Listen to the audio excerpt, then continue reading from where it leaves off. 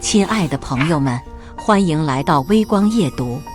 现在的小城市啊，10年了还是一个样。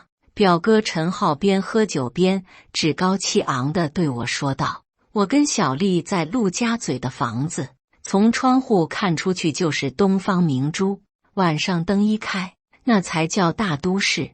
你们这儿晚上8点以后，街上就没人了吧？”父亲和我对视了一眼，没说话，只是默默地往嘴里扒着饭。饭桌上的气氛有些尴尬，亲戚们脸上的笑容都带着点僵硬。小伟，你现在工资多少啊？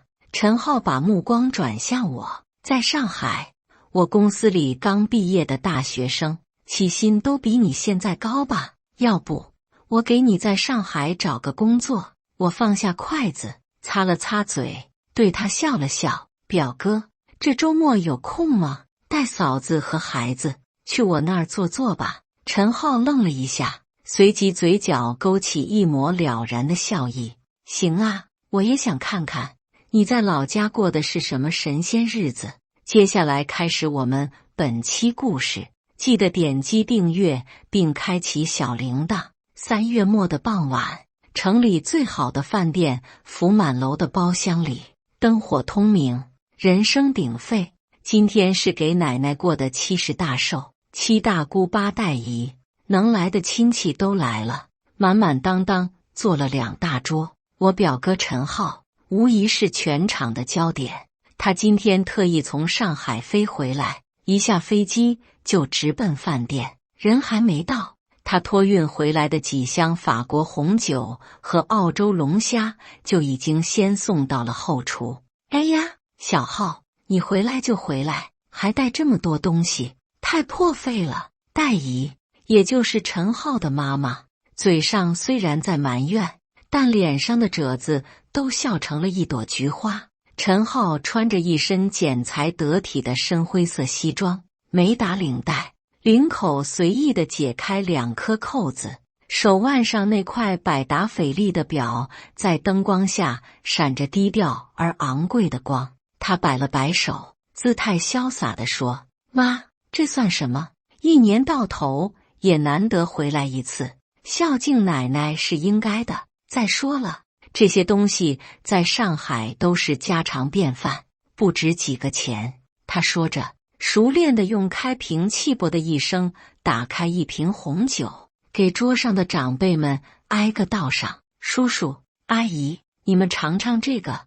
2015年的拉菲复牌，口感顺，平时在家里喝惯了，比外面餐厅那些乱七八糟的酒强多了。我爸端起酒杯，小心翼翼地闻了闻，脸上露出朴实的笑容。好酒，闻着就香。叔，这酒不是这么喝的。陈浩笑着摇了摇头，拿起自己的杯子，轻轻晃动，要先醒酒，让酒跟空气充分接触，然后看它的挂杯。你看这酒类密度均匀，说明年份和葡萄的品质都好。最后再闻香品尝，他一套动作行云流水，引得桌上几个年轻辈的表弟表妹发出一阵惊叹。大姨夫坐在旁边，挺着啤酒肚，满面红光，自豪地补充道：“小浩在上海经常跟那些大老板吃饭，什么场面没见过，这些东西他比我们懂。”我妈坐在我旁边，用胳膊肘轻轻碰了我一下，低声说：“你表哥现在是真出息了。”我笑了笑，没说话，夹了一块清蒸鲈鱼放进我妈碗里，鱼是本地河里捞的，新鲜得很，肉质鲜嫩，只是做法家常，摆盘也朴素。陈浩的妻子，我的表嫂小丽，一个妆容精致的上海女人，用筷子间小心翼翼地挑了一点鱼肉，还没送到嘴里，就先皱了皱眉。哎呀，这鱼刺也太多了，我们在上海都吃深海的东星斑或者苏梅，肉多刺少，而且都是空运过来的，新鲜得很。他旁边的儿子，7岁的小侄子，正拿着一个 iPad 玩游戏，头也不抬地嚷嚷：“妈妈，这里的 WiFi 好慢啊，游戏都卡了。陈浩立刻接过话头，语气里带着宠溺和一丝炫耀。你这孩子，在家用惯了千兆光纤，当然觉得这里慢了。我家里装了全屋 WiFi 6，每个角落信号都是满格，下载一部电影就10几秒的事。说完，他突然把头转向我，小伟，你家现在用多少兆的网？我正喝着汤，差点被呛到。100兆，够用了。100兆。陈浩像是听到了什么不可思议的事情。那怎么够用啊？我儿子上网课都卡。现在都什么年代了，数字化生活，网络是基础建设，你们这边的配套设施还是跟不上啊。他叹了口气，环顾了一下包厢，目光最后落在了墙上那幅打印的迎客松上。这个饭店算是咱们这儿最好的了吧？说实话，这装修也就是上海10年前的水平，我们家楼下随便一个会所都比这里气派。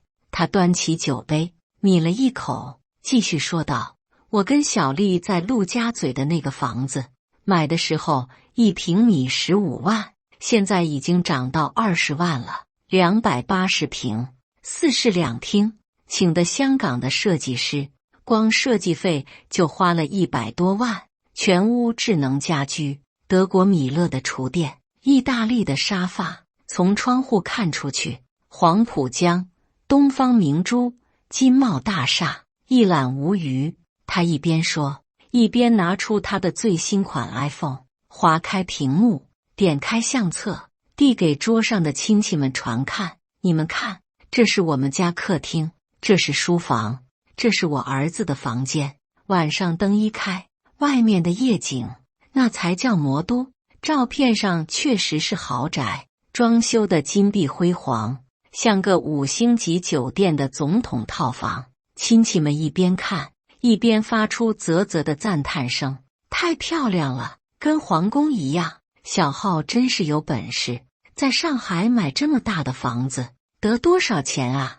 大姨的脸上容光焕发，仿佛那房子是他自己的一样。他接过手机，递到我爸妈面前，你们也看看，小浩这孩子争气，以后你们去上海就住他那儿，比住酒店舒服。我爸妈凑过去看了看，我爸点头说好，真好。我妈则问了一个很实际的问题，这么大的房子，打扫起来得累死吧？表嫂小丽听了，扑哧一声笑了出来，她用纸巾优雅地擦了擦嘴角，说，阿姨，我们不用自己打扫的，我们请了专门的保姆，1周来3次，深度保洁。她做饭也很好吃，我儿子吃的牛排都是他去进口超市买的澳洲和牛，5级别的，一小块就要好几百，一顿饭几乎成了陈浩的个人成就展。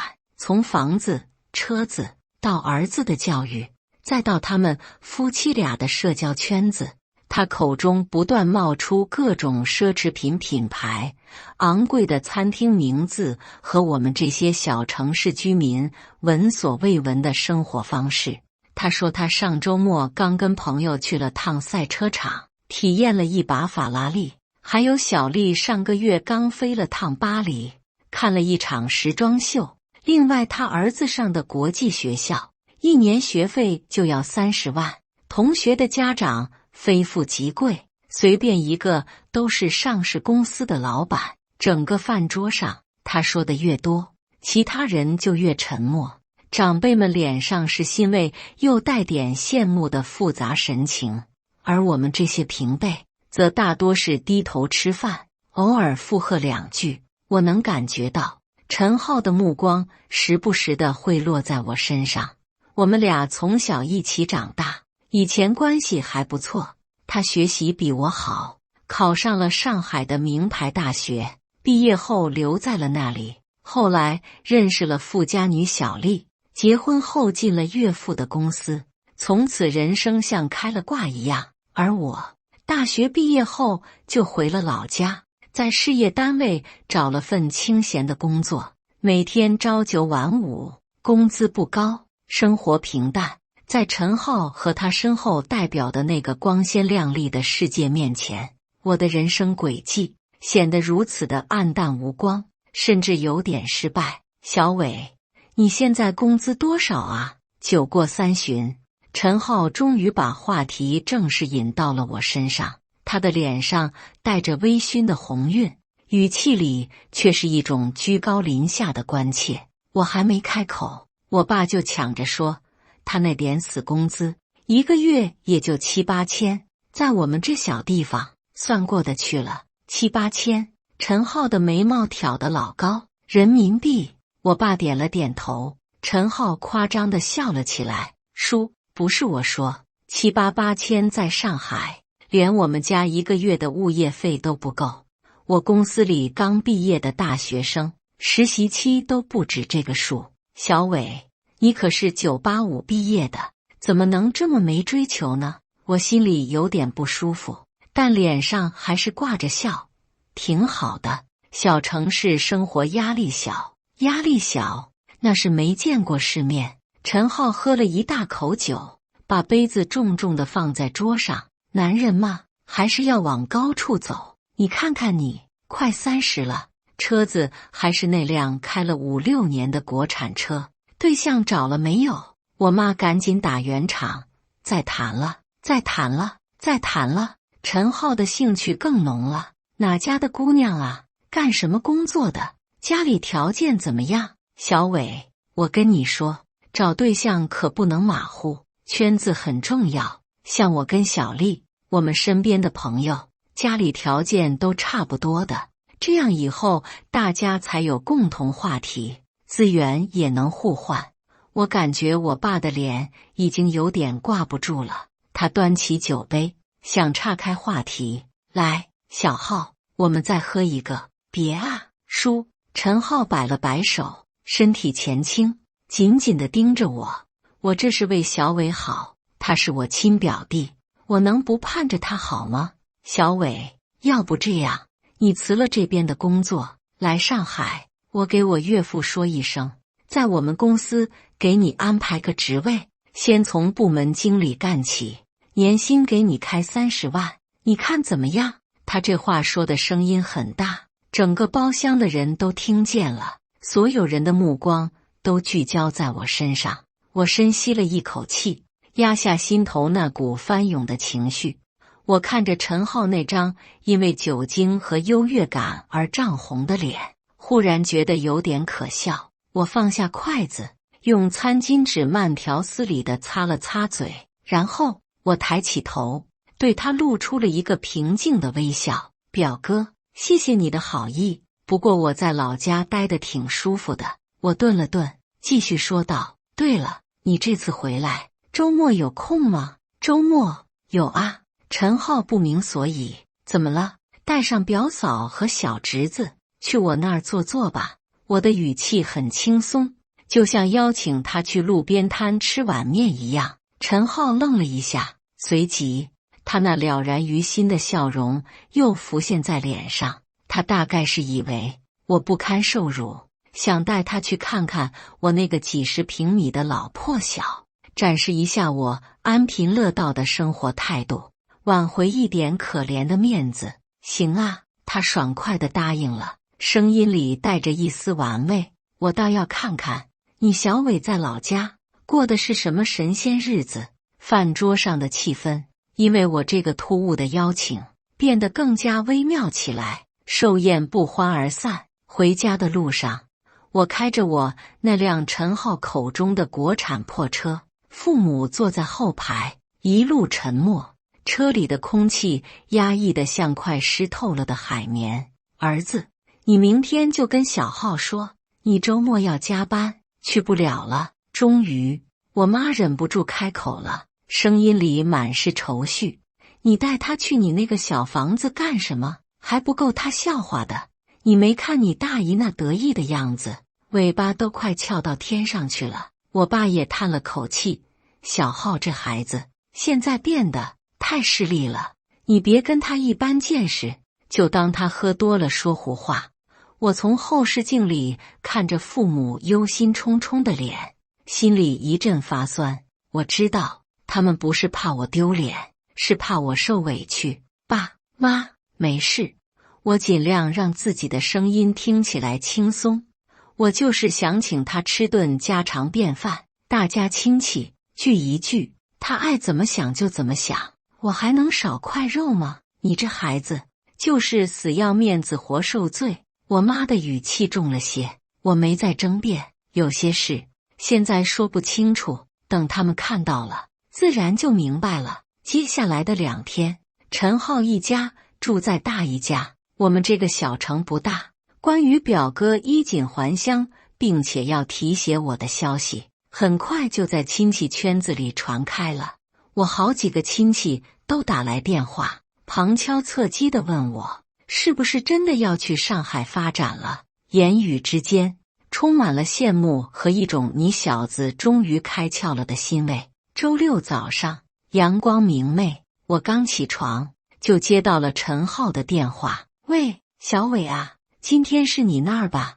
他的声音带着刚睡醒的慵懒，背景音里还能听到表嫂在指挥保姆做什么早餐。哦不，大姨家没有保姆，那应该是在指挥我大姨。对，表哥，你们准备好了跟我说，我去接你们。接我们？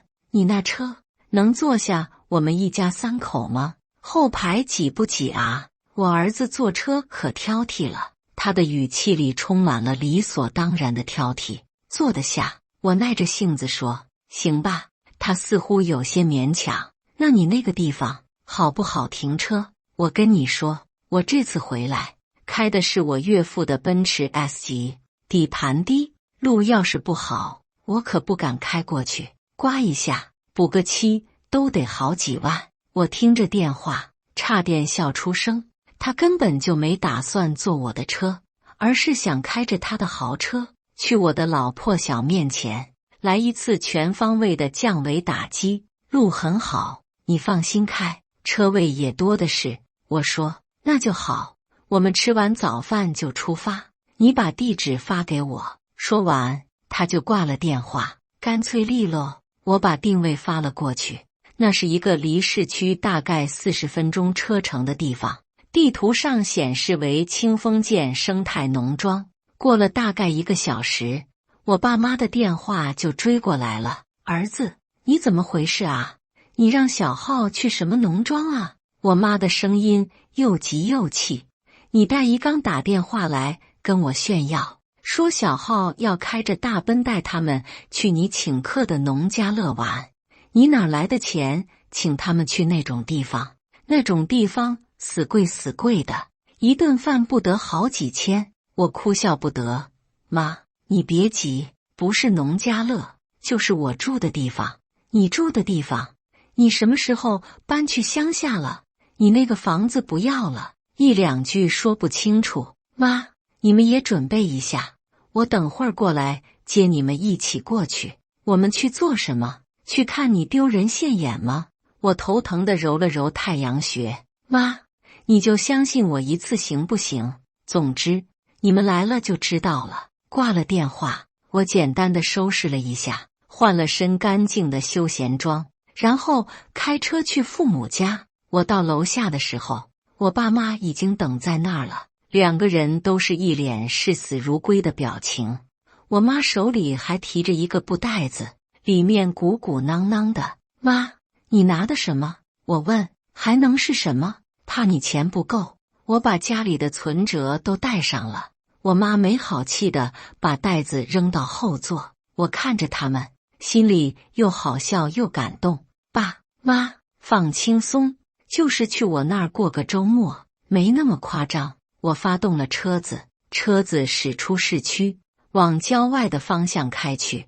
路两边的建筑越来越稀疏，取而代之的是大片的农田和绿色的山峦。我妈看着窗外，一路唉声叹气，这都什么荒郊野岭的，小伟，你到底搞什么名堂啊？我只是笑了笑，专心开车。大概半个多小时后，主路旁边出现了一条岔路，这条路是新修的柏油路，两边种满了挺拔的水杉，路口立着一个古朴的木质路牌，上面用写意的书法刻着3个字：清风剑。咦，这路修的倒挺好，我爸有些意外。车子沿着这条路往里开了大概5分钟，前方豁然开朗，一片清澈的湖泊出现在眼前。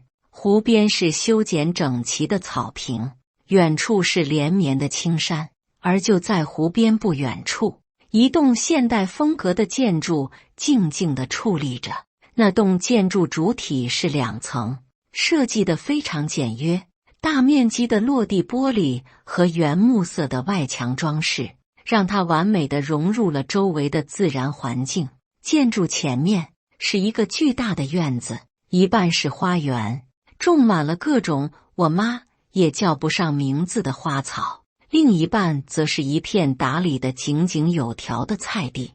一辆黑色的奔驰 S 级轿车正停在院子门口，车身在阳光下闪闪发光。陈浩、表嫂小丽还有大姨大姨夫正站在车边，一脸困惑地东张西望。我把车缓缓地开过去，停在了奔驰旁边。小伟，你可算来了。戴姨一看到我就立刻走了过来，脸上带着点埋怨。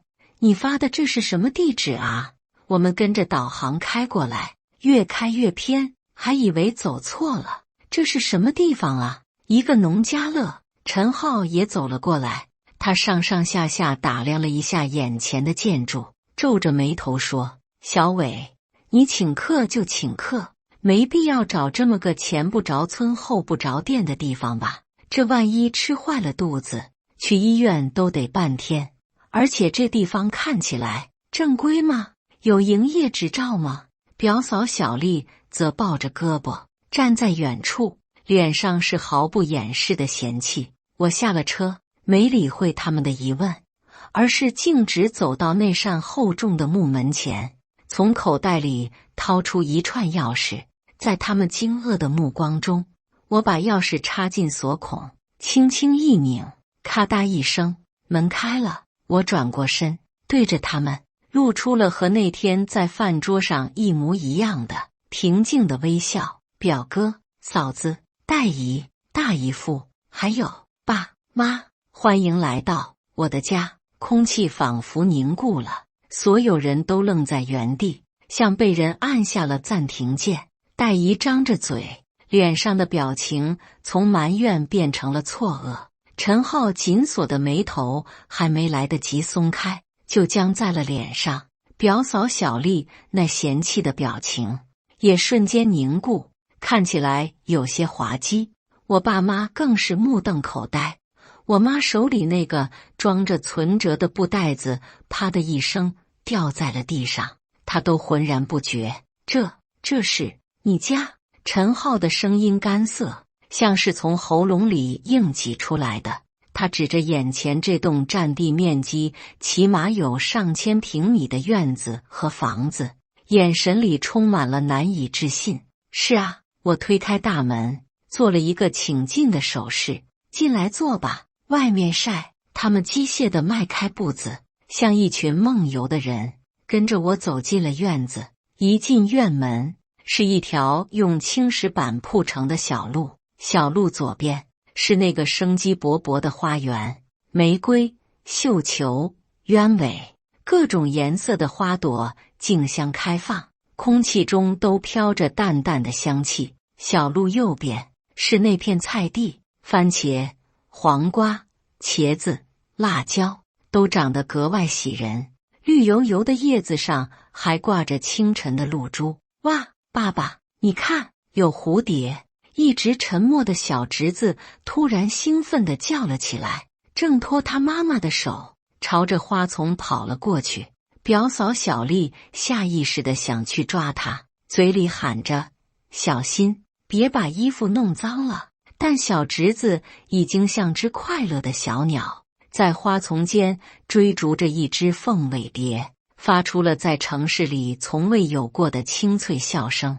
陈浩的目光扫过菜地，眼神复杂，他看到了挂在藤架上形态饱满的黄瓜，看到了已经开始泛红的圣女果，这些都是最普通的蔬菜。但在上海，如果要买到这种品相的有机蔬菜，价格标签上的数字会非常惊人。这些都是你种的？他问我，语气里带着一丝不确定。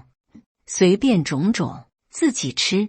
我一边走一边介绍，那边还有个鸡舍，养了10几只土鸡，下的蛋很香。哦，对了，院子后面还有个小鱼塘，里面养了些鲫鱼和草鱼。我们穿过院子，来到房子门口，我推开那扇巨大的玻璃门，一个宽敞、明亮、通透的空间展现在他们面前。房子的1楼是一个完全开放式的格局，客厅、餐厅、厨房连成一体，目测至少有200平米，层高非常高，大概有6米。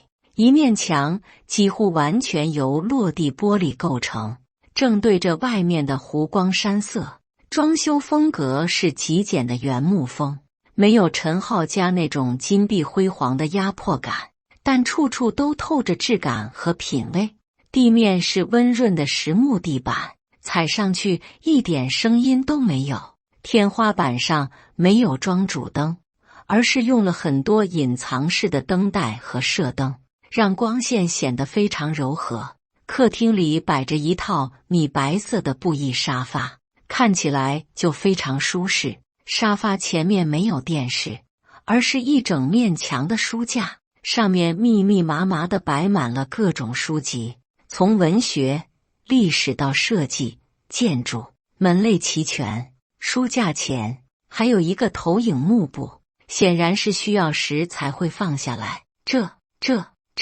但姨已经说不出一句完整的话了。她像刘姥姥进了大观园，眼睛都不知道该往哪儿看了。我爸妈也彻底镇住了，他们小心翼翼地走进来，生怕踩脏了这干净的地板。陈浩的脸色很难看，青一阵白一阵。他引以为傲的陆家嘴豪宅虽然单价高，但面积也就280平，而我眼前这个农庄，光这1楼的面积就快赶上他整个家了，更别提外面那个巨大的院子。他强作镇定地四处打量，试图找出一些可以让他挽回颜面的破绽。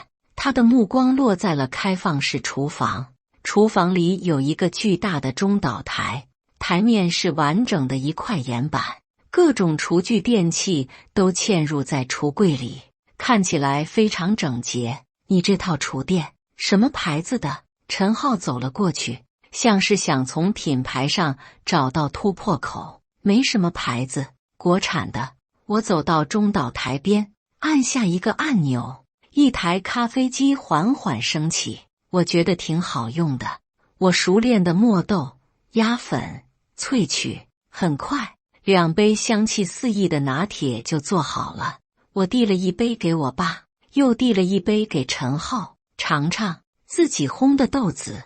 陈浩接过咖啡，没有喝，他又指着客厅里那面巨大的书墙，问道：“这些书都是你买的？”“大部分是的，装样子的吧？”他嘴角扯出一丝冷笑。现在谁还看纸质书啊？我笑了笑，走到书架前，随手抽出一本厚厚的英文原版书《Brief History of Time》，翻开其中一页，递给他。这一段关于黑洞理论的阐释，我一直没太看懂。表哥，你给我讲讲。陈浩的脸瞬间涨红了，他是学金融的，哪懂什么黑洞理论，更别提看这种英文原版的物理学著作了。他尴尬地把书推了回来。我研究的是宏观经济，对这个不了解。我把书放回原处，又指了指客厅角落里的一套茶具。那喝茶吧，这是朋友送的武夷山大红袍，你应该喝得惯。那是一套看起来很古朴的紫砂茶具，摆放在一张由整块树根雕刻而成的茶台上。陈浩对茶也有些研究，他走过去，拿起那个紫砂壶，仔细看了看底部的印章，瞳孔猛地一缩。这是顾影洲的壶。他的声音都变了。我也不懂，朋友送的，就拿来用了。我一边烧水，一边云淡风轻地回答。陈浩的手都有些抖了。顾影洲的紫砂壶，那在拍卖会上都是千万级别的宝贝，他就这么随随便便的拿来当日常茶具用。他感觉自己的世界观正在被一遍又一遍的刷新和颠覆。我爸妈此刻也终于从震惊中缓过神来。我妈走到我身边，拉着我的胳膊，压低声音问：儿子，你老实跟妈说，这房子是租的吧？你哪来这么多钱啊？妈，是我的。我安抚地拍了拍她的手。这是说来话长，等会儿我再跟你们细说。我泡好了茶，招呼大家在沙发上坐下。陈浩端着那杯价值可能比他手上的表还贵的茶，却一口也喝不下去。他坐立难安，目光不停地在屋子里逡巡，似乎想把这里的一切都看穿。这房子连院子得有3亩地吧？大姨夫忍不住开口了。他是做小工程的，对面积很敏感。差不多，我点了点头。这得花多少钱啊？大姨夫追问。地是前几年买的，那时候便宜，房子是自己找朋友设计的，材料也都是自己盯着买的，没花多少钱。我轻描淡写地说道。其实这块地当年花了我几乎所有的积蓄，盖房子和装修又花了好几年时间，其中的辛苦一言难尽。但在陈浩面前，我不想说这些。没花多少钱是多少钱。陈浩还是不甘心，追问道：这地段，这面积，这装修，没个1、2千万下不来吧？我看着他笑了。表哥，咱们这小地方哪能跟上海比？所有的加起来可能还不到你家一个客厅的价格吧。我这话一说，陈浩的脸彻底黑了。这是一种比直接打脸更难受的羞辱。我用一种极度谦虚的语气说着最扎心的话，我把他引以为傲的资本，用一种云淡风轻的方式衬托得像个笑话。上海的房价是贵，但那是鸽子笼的价格，而我这里拥有的是土地，是空间，是自然，是他在那个钢筋水泥的森林里花再多钱也买不到的奢侈品。我们上楼看看吧。表嫂小丽突然开口，打破了尴尬的气氛。她似乎对这个房子产生了浓厚的兴趣。好啊，我带着他们走上2楼。2楼有3间卧室和一个大露台，主卧室的面积就有70、80平，带一个独立的衣帽间和卫生间。卫生间里有一个巨大的圆形浴缸，正对着窗外的一片竹林。天哪，在这里泡澡也太舒服了吧！表嫂小丽忍不住发出了惊叹。陈浩跟在后面，一言不发，脸色越来越沉。最让他破防的是2楼那个巨大的露台，露台上摆着舒适的户外沙发和烧烤架，视野极好，可以俯瞰整个湖面和远处的群山。我们晚上就在这里烧烤吧。我对小侄子说。好爷，我要吃烤鸡翅。小侄子兴奋地跳了起来。我们回到1楼，我爸妈和大姨他们已经拘谨地坐在沙发上，手都不知道该往哪儿放。小伟，你到底哪儿来这么多钱？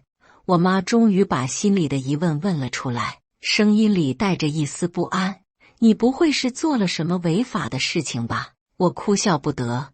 妈，你想什么呢？这房子是我自己挣钱盖的，你那点工资是不高，但我有副业啊。我走到那面书墙前，按下一个不起眼的开关，书墙从中间缓缓地向两边移开，露出了一个隐藏的房间。房间不大，像一个工作室。当看清房间里的东西，表哥陈浩的眼睛瞬间瞪大了，他完全不敢相信眼前看到的一切。房间里面摆着好几台高性能的电脑和专业的直播设备，墙上还挂着几个视频网站颁发的100万粉丝奖牌。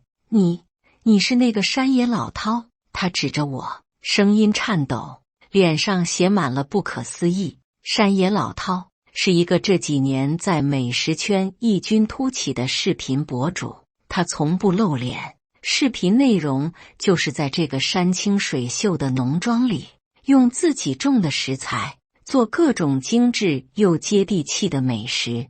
他的视频风格恬淡、治愈，节奏缓慢，和外面那些快节奏的短视频形成了鲜明对比，却意外地收获了全网几千万的粉丝。他的视频不仅在国内火，还被翻译成多国语言，在国外的视频网站上也拥有大量的拥趸。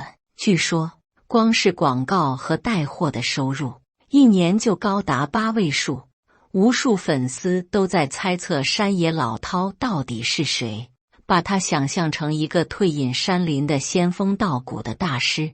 可谁能想到，这个神秘的美食顶流，竟然就是我这个在亲戚眼里拿着死工资、开着国产车、毫无追求的小城市失败青年。陈浩想起来了，他公司的年轻下属们天天都在讨论山野老饕的视频，说那是他们精神的电子榨菜。他老婆小丽也经常照着老饕的食谱学做菜，甚至他自己在某个深夜也曾被视频里那份宁静和美好所打动。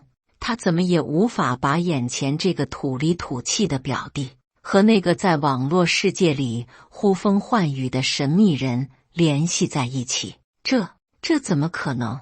他喃喃自语，感觉自己的脑子已经不够用了。就在这时，院子外面又传来了一阵汽车的引擎声，声音听起来很浑厚，不像是普通的家用车。我走到落地窗前，往外看了一眼，一辆黑色的劳斯莱斯库里南缓缓地停在了院子门口，停在了陈浩那辆奔驰 S 级的旁边。两辆车一对比，那辆在小城里足以引人侧目的大奔瞬间变得像个小跟班。车门打开，一个穿着中式盘扣上衣、头发花白但精神矍铄的老者在2个助理的陪同下走了下来。陈浩看到那个老者，整个人像是被雷劈中了一样，瞬间从沙发上弹了起来。马董。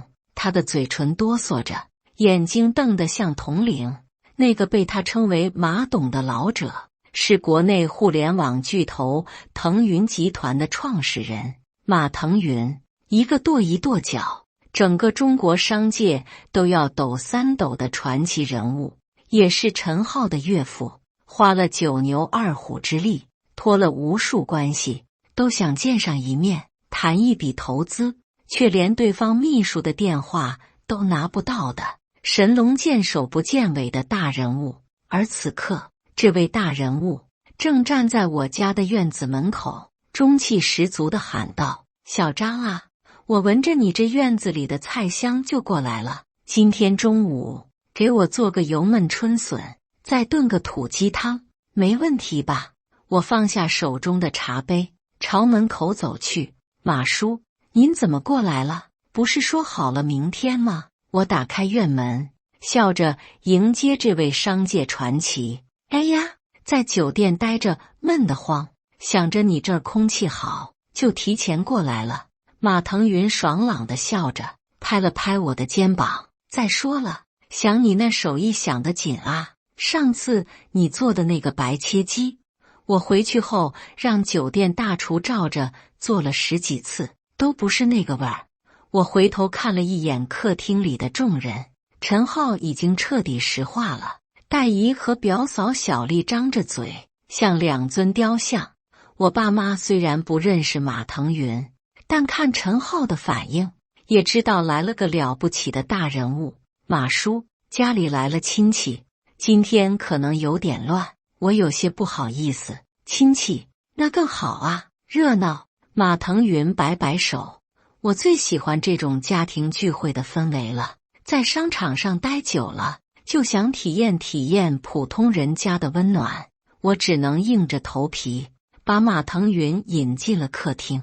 各位，给大家介绍一下，这是马叔叔，我的忘年交。马叔，这是我爸妈，这是我表哥表嫂，还有我大姨大姨夫。马腾云很亲和地跟每个人握手问好，完全没有大人物的架子。但陈浩的手在跟马腾云握手时，抖得像筛糠一样。您是马腾云马董，腾云集团的。陈浩的声音都变了调。哈哈，小伙子认识我啊？马腾云笑着点头。你是小张的表哥，那就是一家人了。来，都坐下，别拘束。陈浩的腿一软，差点没站稳。他无论如何也想不明白，为什么这个在商界呼风唤雨的大佬会跟我这个小城市青年称兄道弟，还亲自开车过来蹭饭。小张啊，你这视频拍得越来越好了。马腾云坐下后自然地聊起天来。昨天我看了你那个春日野餐的视频，那个手抓饭做的，我隔着屏幕都能闻到香味。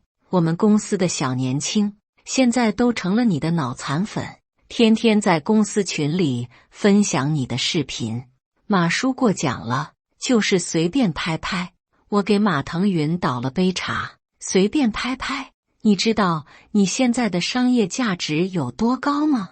马腾云喝了口茶，光是我们平台给你的广告分成，一年就是小9位数，还有那些品牌方找你合作的费用，比我们公司很多高管的年薪都高。小9位数。陈浩听到这个数字，感觉天旋地转。小9位数，那就是说我一年的收入至少是1个亿起步。他想起刚才自己在饭桌上的那些话，想起自己说要给我安排个年薪30万的工作，想起自己对我生活的各种嘲讽和指导，恨不得找个地缝钻进去。对了，小张，你考虑的怎么样了？马腾云突然问道。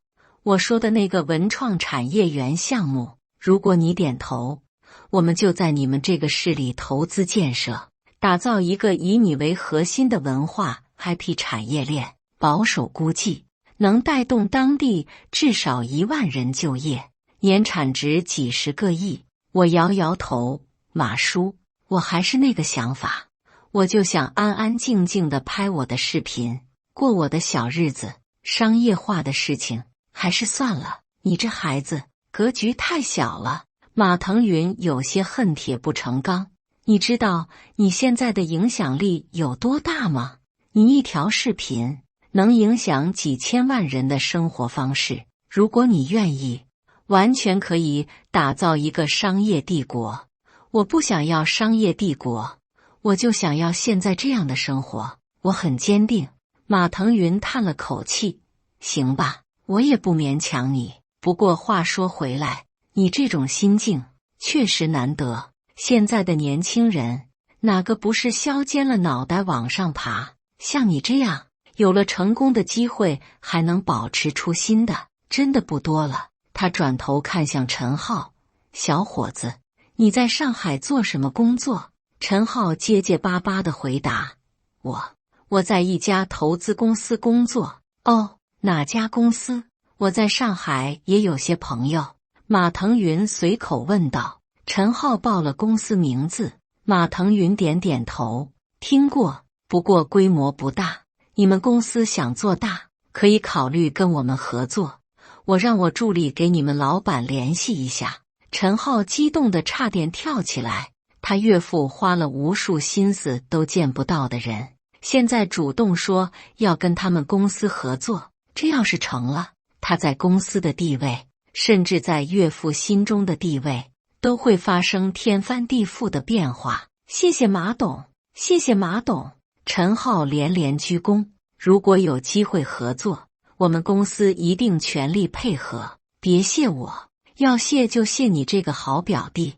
马腾云笑着指了指我，看在小张的面子上，我才愿意了解一下你们公司。陈浩看向我的眼神彻底变了，从最初的轻蔑到震惊，到现在的敬畏和讨好。中午，我在厨房里忙活，准备给大家做一顿丰盛的农家菜。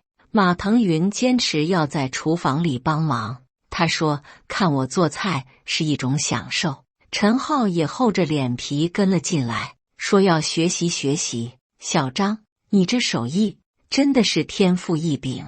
马腾云一边帮我洗菜，一边感慨，我吃过全世界最顶级餐厅的菜，但都没有你做的这么有灵魂。马叔过奖了，我就是从小跟我奶奶学的一些家常菜。我一边切菜一边回答，家常菜最难做，因为它考验的不是技巧，而是心境。马腾云很有感触，现在的人，包括我自己，心都太浮躁了。只有像你这样真正沉下心来生活的人，才能做出这种有温度的食物。陈浩在一旁听着，心情复杂。他想起自己这些年在上海的生活，表面光鲜，但内心其实很空虚，每天都在为了更高的收入、更大的房子、更好的车子而奔波，却从来没有真正享受过生活。而我，在他眼中的失败者，却过着他想都不敢想的生活，有自己的事业，有自己的天地，有真正的朋友，有内心的平静。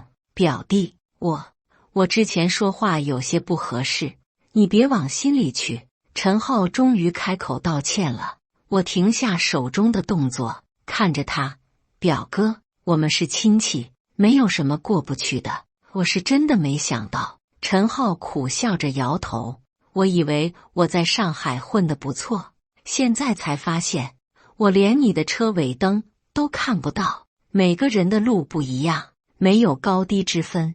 我很真诚地说，你在上海能立足，也很不容易。大城市的压力，我理解。马腾云在旁边听着我们的对话，点了点头。小张说得对，成功的定义不应该只是金钱和地位，更重要的是内心的满足和对生活的热爱。午饭做好了，我们围坐在那张大餐桌旁，桌上摆满了我亲手做的菜，油焖春笋、白切土鸡、清蒸鲫鱼、红烧肉、蒜蓉菠菜，每一道菜都散发着诱人的香味，这才是人间烟火啊！马腾云夹了一筷子春笋，满足地闭上眼睛。小张，你这手艺真的应该开个餐厅。我开餐厅就失去这种感觉了。我笑着说，商业化会改变很多东西的本质。你说的对。马腾云深以为然，有些美好的东西一旦商业化就变味了。饭桌上的气氛很和谐，大家都被这种家庭聚餐的温暖所感染。小侄子吃得满嘴流油，一个劲地说，叔叔做的菜比妈妈做的好吃100倍。表嫂小丽有些尴尬，但也不得不承认，确实很好吃，比上海很多餐厅都强。我爸妈从震惊中缓过神来，开始为我感到骄傲。饭后，马腾云要回市里了，临走前，他拉着我的手说，小张，你这种生活态度值得我们所有人学习。如果什么时候改变主意了，想做点大事业，随时找我。谢谢马叔，我会考虑的。我送他到车边，马腾云上车前又对陈浩说，小伙子，我会让助理联系你们公司的，不过记住，机会是小张给你的，要珍惜。我一定会的，谢谢马董。陈浩激动得不行。劳斯莱斯缓缓驶离，留下一地的震撼。傍晚时分，我们在2楼的露台上烧烤，我从自己的菜园里摘了新鲜的蔬菜，从鸡舍里抓了只土鸡，从鱼塘里钓了几条鱼。陈浩看着我熟练地处理食材，眼神中满是敬佩。表弟，你这生活真的让我羡慕。有什么好羡慕的？就是普通的生活。我一边烤着鸡翅，一边说。普通？陈浩苦笑。年收入过亿，和马腾云称兄道弟，拥有这样的房子和生活环境，这叫普通？钱只是副产品。我真正享受的是这种生活方式。我认真地说，如果为了赚钱而失去这种感觉，我宁可不要那些钱。陈浩沉默了很久，然后说，我明白了，我这些年一直在追求别人眼中的成功，却忘了什么是真正的幸福。夜幕降临，我们坐在露台上看星星，城市里看不到的满天繁星在这里清晰可见。爸妈，以后你们就搬过来住吧。我对父母说，这里空气好，环境好，适合养老。这么好的地方，我们住着不是浪费了吗？我妈还是有些不敢相信，什么浪费不浪费的，这就是我们的家。我搂着她的肩膀，而且你们住在这里，还能帮我打理菜园，一举两得。我爸点了点头，行，那我们就搬过来。这地方确实比城里强。陈浩看着我们一家人其乐融融的样子，心里五味杂陈。他想起自己在上海的家，虽然豪华，但总是冷冰冰的。他和妻子忙于工作和社交，很少有时间陪孩子，更别说像这样一家人坐在一起看星星了。表弟，我能经常来这里吗？陈浩突然问道。当然可以，随时欢迎。我笑着说，不过你在上海工作忙，哪有时间过来？我在考虑要不要换一种生活方式。陈浩认真地说，这次回来让我重新思考了很多东西，也许我应该把重心转移到家庭上，多陪陪孩子和老婆，这是好事。我支持他的想法，孩子的成长只有一次，错过了就再也回不来了。小侄子听到我们的对话，兴奋地跳了起来。爸爸，我们也搬到这里来住好不好？我喜欢这里。表嫂小丽也说，确实是个好地方，空气比上海好太多了。陈浩看着妻子和儿子期待的眼神，心里已经有了决定。3个月后，陈浩真的辞掉了上海的工作，带着家人回到了老家。在马腾云的帮助下，他在市里开了一家投资咨询公司，专门为想要回乡创业的人提供服务。虽然收入比在上海时少了很多，但陈浩觉得生活质量反而提高了。他有了更多时间陪伴家人，有了更多时间思考人生，有了更多时间享受生活。我的父母也搬到了农庄，每天帮我打理菜园，生活得很充实。我妈经常跟邻居们炫耀，说她儿子是个大明星，但邻居们都以为她在吹牛。我依然过着自己的生活，拍着自己的视频，享受着这份宁静和美好。偶尔，马腾云还会过来蹭饭，我们会在露台上聊天到深夜。有一天，陈浩带着儿子来农庄玩，小侄子指着我问，叔叔，你为什么不去大城市发展呢？我蹲下来，摸着他的头说，因为叔叔觉得最好的生活就在这里。什么是最好的生活？小侄子好奇地问。我指了指院子里盛开的花朵，指了指菜园里茁壮成长的蔬菜，指了指远处的青山绿水，然后说，最好的生活就是做自己喜欢的事，和自己爱的人在一起，在自己喜欢的地方过自己想要的日子。小侄子似懂非懂地点了点头，然后跑去追蝴蝶了。我看着他快乐的身影，心里想，也许有一天他会明白这句话的含义，也许有一天更多的人会明白什么才是真正的成功和幸福。夕阳西下，远山如黛。我站在自己的院子里，看着这片属于我的天地，心里充满了满足和感恩。这就是我想要的生活，简单、真实，充满温度。感谢大家的观看，本期故事精彩吗？